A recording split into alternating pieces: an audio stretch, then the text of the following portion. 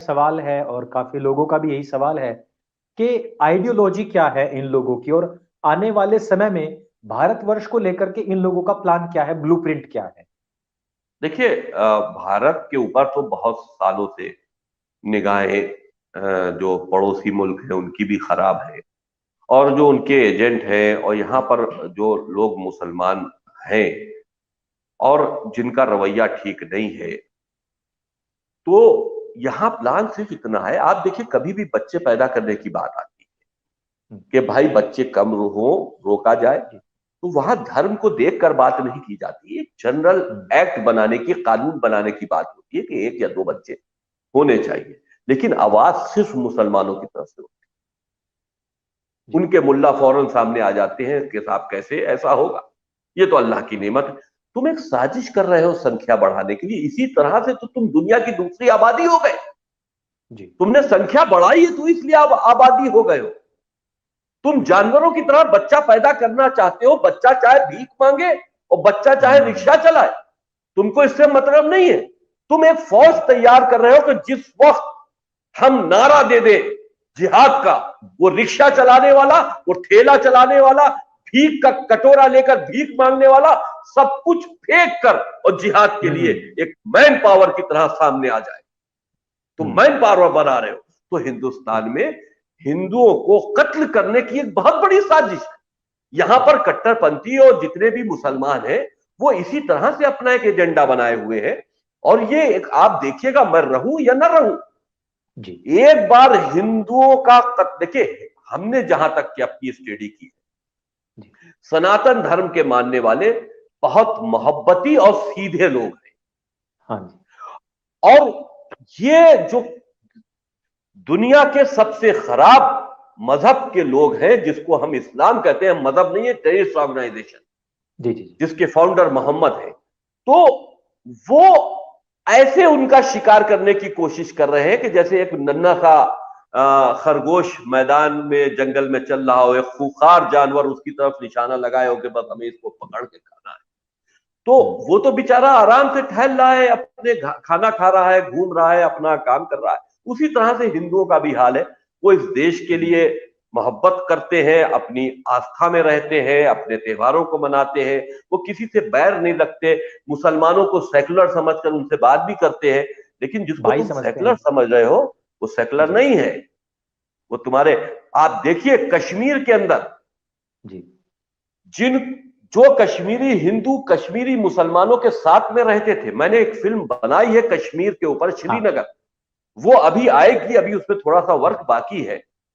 जी। तो मैंने वहां की हिस्ट्री पढ़ी है। हम्म, वो लोग जो पड़ोस की हिंदू लड़की को अपनी बेटी कहते थे, जब कश्मीर में जिहाद का ऐलान हुआ तो बेटी कहने वाले बाप ने उस हिंदू लड़की का बलात्कार किया।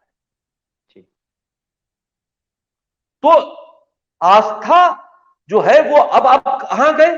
तुम तो कल को कहते थे ये तो मेरी बेटी है, हम्म, बेटी कहकर अपने बुलाते थे, और जैसे ही जिहाद का ऐलान हुआ तुम उसके ऊपर रेप करने के लिए चढ़ गए। ये तुम्हारा जमीर था? एक दफे किसी को बेटी कह दिया तो वो चाहे कुछ भी हो, उसकी रक्षा जी। करना हमारा फर्ज है। बहन कह दिया तो रक्षा करना हमारा फर्ज है। जिनको जी। तुम बहन बेटियां कहते थे उनके तुमने रेप किए इस्लाम के नाम पर। ये तुम्हारा मजहब सिखाता है। तो बात सिर्फ इतनी है कि हिंदुओं का कत्लेआम करने की एक साजिश है, और वो चल रहा है, प्लान चल रहा है जरूर। अगर के और एक बात हम और खुली बात कहते हैं, देखिए, सियासत से मेरा कोई ताल्लुक, जी। लेकिन मैं ये चाहता हूं कि हिंदुस्तान या किसी भी स्टेट वो हुकूमत नहीं आनी चाहिए जिसमें मुसलमानों का वोट शामिल हो। अगर मुसलमानों का वोट शामिल जिस सियासी पार्टी में हुआ और वो सरकार बना ले गई, तो वोट देने वाला मुसलमान अपने एक एक वोट की कीमत उस सियासी पार्टी से लेता है, और उसको छूट देनी पड़ती है उन मुसलमानों को, ताकि वो अपनी जो अपने जहन में खुराफात बनाए बैठे हैं, अपना एजेंडा बनाए बैठे हैं, उस एजेंडे के तहत वो अपना काम कर सके और उनके ऊपर रोक टोक ना हो। जैसे पश्चिम बंगाल तो में हम देख रहे इसलिए हैं। सियासी सियासी सूझबूझ हिंदुस्तानियों को जरूरी है, खास करके हिंदुओं को जरूरी है कि वो उन सियासी पार्टियों की तरफ बिल्कुल ना देखें, क्योंकि सियासत भी एक बहुत बड़ा प्लेटफॉर्म है, हुकूमत भी एक बहुत बड़ी ताकत है। आपको ये बात देखनी पड़ेगी कि अगर मुसलमानों की वोटों की सियासी जंग में कोई मुसलमानों को वोट, मुसलमान जिस सियासी पार्टी को वोट दे रहा है, तो ये अपनी रकम वसूलेगा उस सियासी पार्टी से अगर इसकी हुकूमत बन गई। तो ऐसी सियासी पार्टी से दूर रहना चाहिए। हर कोने में हम लोगों को काम करना होगा, हर गोशे में काम करना होगा।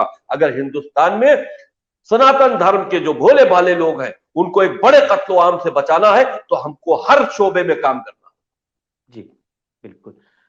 आपने बहुत आगे तक की जो बात है और दूरदर्शिता की बात है वो रखी है, और हिंदुओं के लिए भी संदेश दिया है कि अगर इस राष्ट्र को इसी प्रकार से अक्षुण्ण बनाए रखना है तो उनको अपना हर एक फैसला, वोट से, नोट से, हर चीज से उनको अपना फैसला बहुत ही सोच समझ करके लेना होगा। जो आजकल के जो युवा हैं, जिस प्रकार से हम देख रहे हैं कि लव जिहाद को लेकर के, हर जगह पर कब्जे को लेकर के समस्याएं पैदा हो रही हैं। आए दिन इस प्रकार की जो समस्याएं हैं जो खड़ी हो रही हैं, क्या इन सब के लिए भी इनके मस्जिदों या मदरसों में इस प्रकार का कुछ शिक्षा दी जाती है, इनको कुछ बताया जाता है, या फिर ये अपने मन से ही अनऑर्गेनाइज तरीके से इतना बड़ा कार्य कर रहे हैं? ना ना, देखिए जिहाद जो है वो कई तरह से होता है। जिहाद शादी करके भी होता है, जिहाद कलम से भी होता है, जिहाद मार के भी होता है, जिहाद फंसा कर भी होता है, जिहाद धोखे से भी होता है। जिहाद का मतलब क्या है? जिहाद का मतलब यह है कि गैर मुसलमानों से लड़ो, समझाओ। ये कुरान में लिखा है कि उनके रास्ते रोको, उन्हें समझाओ, जरूरत पड़े तो लड़ो, लेकिन उनको मुसलमान करो। तो जिहाद की ये तमाम तरीके हैं। मुसलमानों के जहनों में एक बात ये समझाई गई है कि अगर तुमने किसी एक गैर मुसलमान को भी मुसलमान बना लिया तो तुम्हारी जन्नत में जगह पक्की हो गई। तो अब लोग जो आम मुसलमान हैं, किसी हिंदू लड़की को फंसा लिया, उससे शादी करके मुसलमान बना दिया। आप ये बताइए, मैंने तो नहीं देखा कि जो हिंदू लड़कियां मुसलमानों से शादियां करती हैं, ज्यादातर वो मुसलमान ही उनको क्यों होना पड़ता है? मैंने तो नहीं देखा कि कोई मुसलमान हिंदू लड़की से शादी करके हिंदू हो जाए।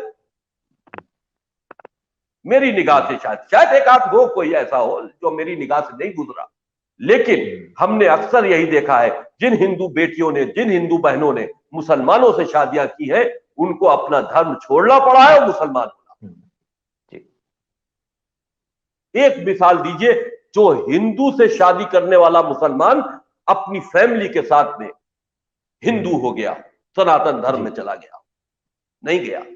वो कट्टर है, वो साजिश करके इसीलिए आया है, वो दिल में ये सोचता है कि मैंने एक हिंदू को मुसलमान बनाया है तो मेरी आखिरत पक्की हो गई, मेरी जन्नत पक्की हो गई। ये इसका सबसे बड़ा फंडा है। जी वसीम जी, अंत में चलते चलते मैं आपसे पूछना चाहूंगा कि जो आपने बुक लिखी है उसकी बहुत डिमांड है, हमारे पास में भी काफी लोगों ने संपर्क किया है आपकी इस पुस्तक के विषय में, और कई बार ऐसा होता है कि जहां से खरीदना चाहते हैं वहां से मिल भी नहीं पाती है।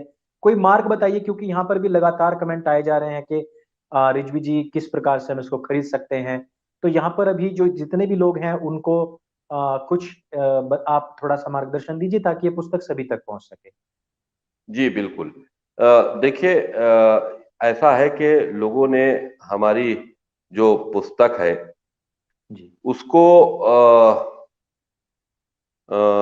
बिकने ना पाए, लोगों तक पहुंचे नहीं, इस वजह से उन्हीं ने इसको ज्यादातर कोशिश ये की कि ये पुस्तक मार्केट में अवेलेबल ना होने पाए, और मार्केट में अगर अवेलेबल हो जाती है तो लोग उसको खरीदेंगे, लोग उस तक पहुंच जाएंगे, पढ़ेंगे। तो लोग डर रहे हैं प्रिंट करते हुए भी, लोग डर रहे हैं उसको बेचते हुए भी। तो हमने एक वायरल नंबर किया है। जी, मैं आप लोगों से बस इतना ही कहना चाह रहा था कि जो बुक है, जो किताब है, इसका लिंक, इसका एक व्हाट्सएप ग्रुप उन्होंने बनाया हुआ है, और उस व्हाट्सएप ग्रुप से वो एक बार फिर से उस बुक को वापस लेके आ रहे हैं, और आप वहां से उस किताब को ऑर्डर भी कर सकते हैं।